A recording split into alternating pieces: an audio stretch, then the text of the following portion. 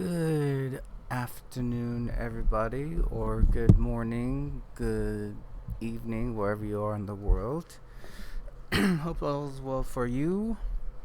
Today, we are diving into the daily dose of Psalms and Proverbs 10. As I mentioned before, I am reading out of my parallel Bible of King James, New King James. I am reading out of the King James side. And of course, there's a million different versions of the Bible. I'm not saying mine's the right one because, as I said many times before, humans we want things our way. So, the whole reason I'm doing this is to just bring awareness, and regardless of your background or what you believe in, and even with the different versions of the Bible, you could still take the good from it and apply it to your daily lives and how you go about treating people.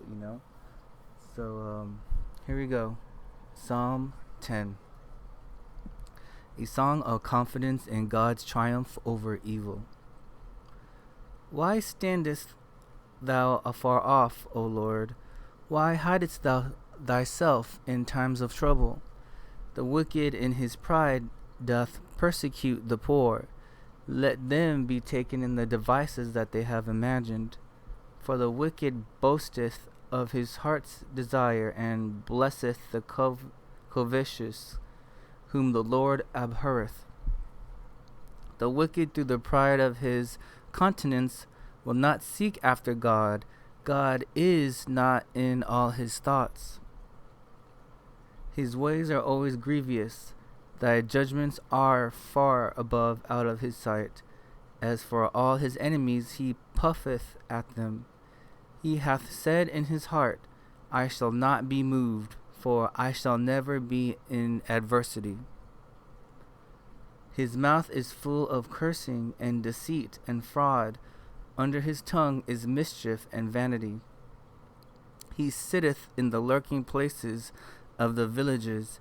In the secret places doth he murder the innocent. His eyes are privily set against the poor. He lieth in wait secretly as a lion in his den. He lieth in wait to catch the poor. He doth catch the poor when he draweth him into his net. He croucheth and humbleth himself, that the poor may fall by his strong ones.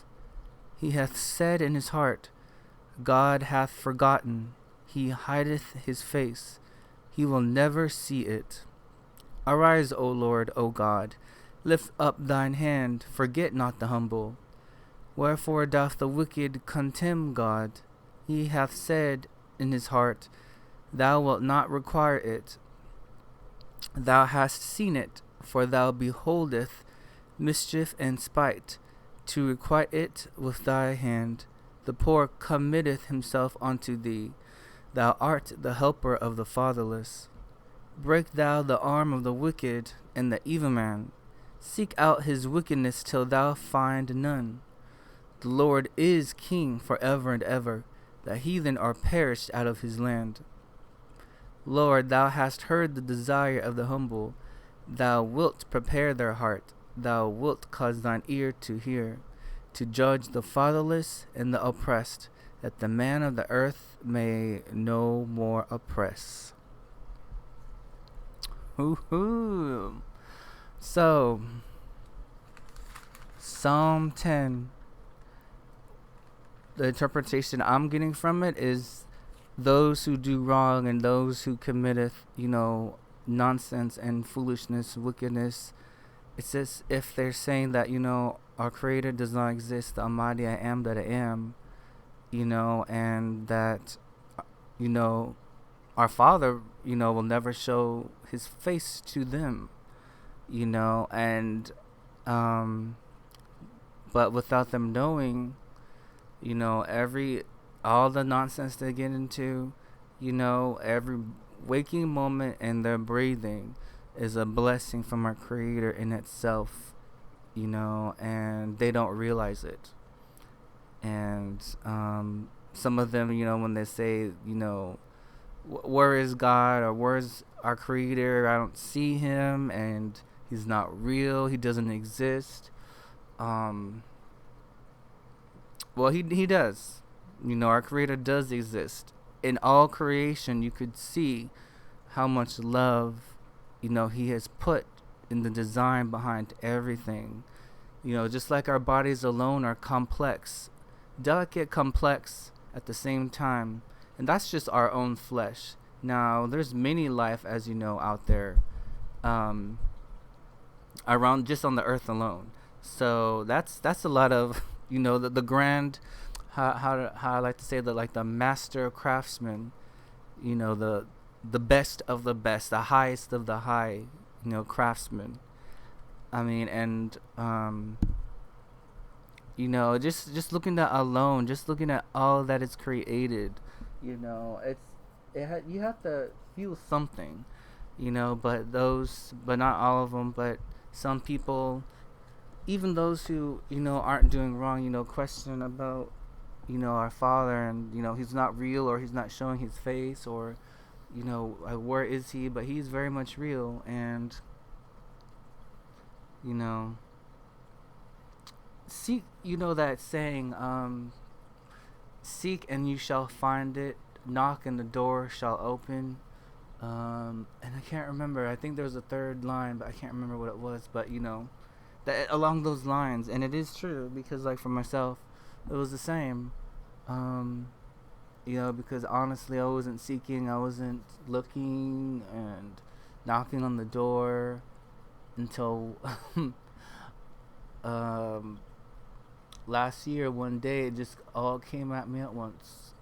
But you just don't know. All it could take, you just don't know how our Lord will reach out to you. It could be in prayer, it could be in just literally speaking, speaking out to Him, or even thinking. You don't have to only pray. I mean, you could pray, you could talk, you could think. Regardless, He already knows what you're thinking, and just waiting for you to let Him know and ask, and just seek Him.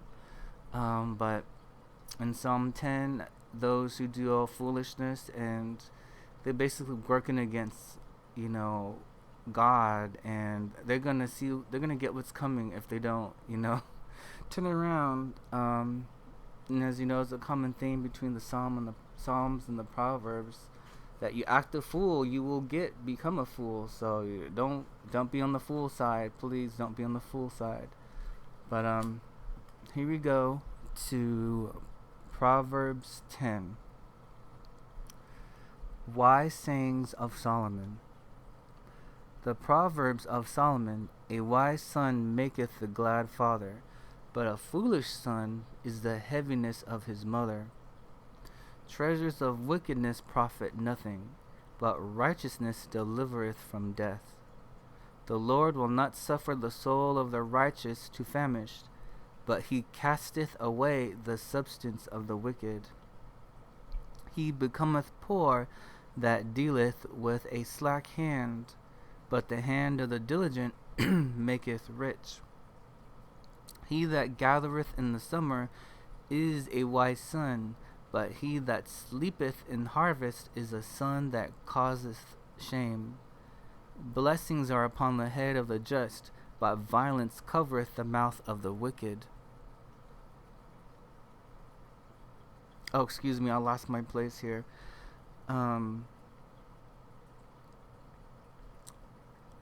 Forgive me. Wow. Blessings are upon the head of the just, but violence covereth the mouth of the wicked. The memory of the just is blessed, but the name of the wicked shall rot. The wise in heart will receive commandments, but a prating fool shall fall. He that walketh uprightly walketh surely, but he that perverteth his ways shall be known. He that winketh with the eye causeth sorrow, but a prating fool shall fall. The mouth of a righteous man is a well of life, but violence covereth the mouth of the wicked. Hatred stirreth up strifes, but love covereth all sins. In the lips of him that hath understanding wisdom is found, but a rod is for the back of him that is void of understanding. Wise men lay up knowledge, but the mouth of the foolish is near destruction. The rich man's wealth is his strong city, the destruction of the poor is their poverty. The labor of the righteous tendeth to the life, the fruit of the wicked to sin. He is in the way of life that keepeth instruction, but he that refuseth reproof erreth. He that hideth hatred with lying lips, and he that uttereth a slander, is a fool. In the multitude of words there wanteth not sin, but he that refraineth his lips is wise. The tongue of the just is as choice silver, the heart of the wicked is little worth. The lips of the righteous feed many, but fools die for want of wisdom. The blessing of the Lord, it maketh rich, and he addeth no sorrow with it. It is as sport to a fool to do mischief, but a man of understanding hath wisdom. The fear of the wicked, it shall come upon him, but the desire of the righteous shall be granted. As the whirlwind passeth, so is the wicked no more, but the righteous is an everlasting foundation. As vinegar to the teeth, and as smoke to the eyes, so is the sluggard to them that send him. The fear of the Lord prolongeth days, but the years of the wicked shall be shortened. The hope of the righteous shall be gladness, but the expectation of the wicked shall perish. The way of the Lord is strength to the upright, but destruction shall be to the workers of iniquity. The righteous shall never be removed, but the wicked shall not inhabit the earth. The mouth of the just bringeth forth wisdom, but the froward tongue shall be cut out. The lips of the righteous know what is acceptable, but the mouth of the wicked speaketh frowardness. Proverbs 10. See how it goes between those doing good and those not doing good? It goes from everything, like how you, from your actions to, how you speak to others. And one of the things that hit me in here was, like you have hatred for someone, but you deceive them and you lie to them with your words. That hatred, because the hatred eats away at your heart and soul. And I'm pretty sure, many of us have experienced it. I know I have, and it literally was eating away at me when I was in Dallas. And so a little story. I was in Dallas 2017, and I stayed up late, even though I should have took my butt to sleep. And so I had a, those runs like a 5K or whatever you call it. It was a Halloween 5K, or in October. And for the college I was going to at the time. And I stayed up late, and I probably only had maybe 3 hours or so before I get up, get ready, stretch, and all that stuff. By the time I was able to fall asleep, a roommate of mine woke me up, going up the stairs, bringing a stranger into the house. It's not my house, of course. I'm not the owner, so I can't tell my other roommates, what to do, but it still bothered me regardless. He was bringing in a stranger, to hook up whatever, and made all this noise, and it just set me off. I was just seeing red, and I was just so angry because, I literally just went to sleep. Like, I literally just finally closed my eyes to be able to sleep, and the next thing you know, bam, I wake up because making all this noise for excuse my language, a booty call, right? And ever since that day, my anger towards my roommate started to grow. The anger became hatred, and then I had all these evil thoughts, and I even wanted to slash the tires of his car, which I didn't, or break the windows of his car, but of course I didn't. And then the hatred just grew and grew, and it was just unhealthy. And um, when at the point where you just hate someone so much you don't like you just can't stand the sight, the sound, the smell, or um, of them. I mean, obviously, you're not gonna taste someone, and you can't really feel someone unless spiritually, like you feel their presence. But um, for me, it was sight, sound, and smell. I just couldn't stand him in those senses, and probably spiritually, I probably could feel, but I didn't know at the time. But it was that bad, and I was basically down in darkness where I know the enemy wanted me to be, the devil, right? Just hating him for what, and yes, he did wake me from my beauty sleep, and it just happened to be the day, the morning I'm gonna have a 5K. Um, so I know for me that was really set me off. It was just if it was just like I had classes and I didn't have to get ready for a 5K, then maybe I know I've been mad, but I wouldn't have held on to it for so long. But I don't know, it just set me off on a dark path, and so it was literally eating away at my heart and soul, and I just felt like garbage, and I was just stewing in the darkness, and it's not fun. So the hatred, especially as you can see right now, for skin color, because of skin color, it's just foolishness. I mean, look at the animals, right? Like cats and dogs, right? Or even squirrels and birds, different species, they get along fine. Birds of different colors, they get along fine. Cats and dogs, different colors, they get along fine. But us humans, supposedly, of the highest intelligence, right? We're sitting here hating each other for not everybody, of course. It's not everybody, but having so much hatred because of skin color. And I'm not gonna get into it because the history, especially of the states, goes way back, and I'm not gonna get into that. But as you know, it's just foolishness. Because at the end of the day, there's only one race. That's the human race. There's none of this black, white, Asian, whatever. That's just nonsense. There's only one race. That's the human race. We all bleed the same. We all freaking breathe in oxygen. Um, we all have freaking organs. And, I mean, obviously it's different from person to person, literally in their body. But, we genetically have the same thing. We're similar. Okay? So it's just foolishness. And I know it grieves our Lord of it because it's just we could do so much good, but we hold ourselves back because of hatred of such nonsense. And especially the times right now with the pandemic, and I'm not gonna get into, but anyways, with Proverbs 10, it was basically a comparison of those who do righteousness and those who do wickedness, and basically the reward. It was like a pro and con thing. And so you want to be on the side of righteousness, right? I don't think you want to be a side of wickedness, because at the end of the day, it's just don't do it. As I said before, it's just the Psalms and the Proverbs, they all have in common.